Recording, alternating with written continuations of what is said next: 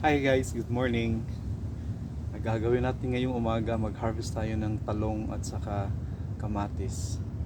Maliliit lang yung talong ko guys. Sinasa paso lang siya, kaya harvest na natin. Isang ano siya guys, pero 5 piraso yung bunga. Ba ang dami. I-harvest ko na lahat guys.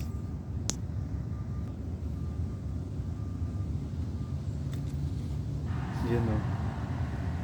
Dami. Then sa kamatis naman tayo guys. Yan o.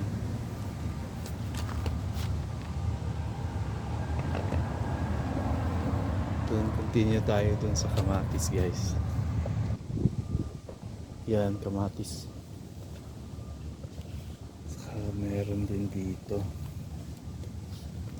Yan, i-harvest ko na yan guys. Actually, ibigay ko sa landlord namin para naman makatikim din sila. Yan guys, oh, dami.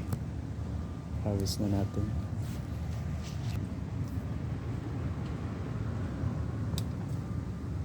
Yan, laki. May isa pa. Yan.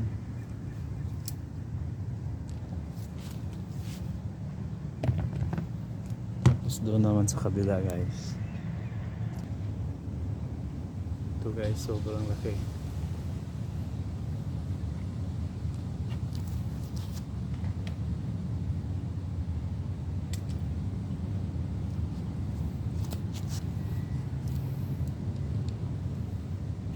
Ayan na guys, yung harvest natin.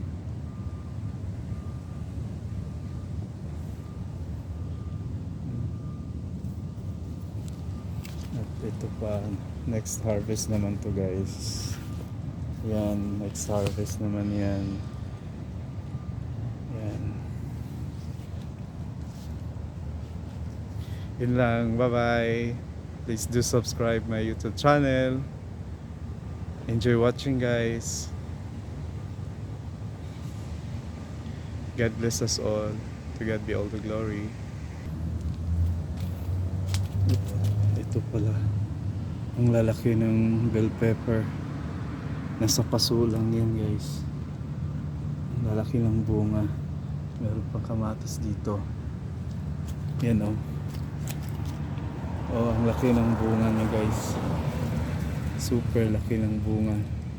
Nasa paso lang yan. Hilaw pa. Kaya hindi pa pwedeng i-harvest. Sana hindi mauunahan ng squirrel. Bye!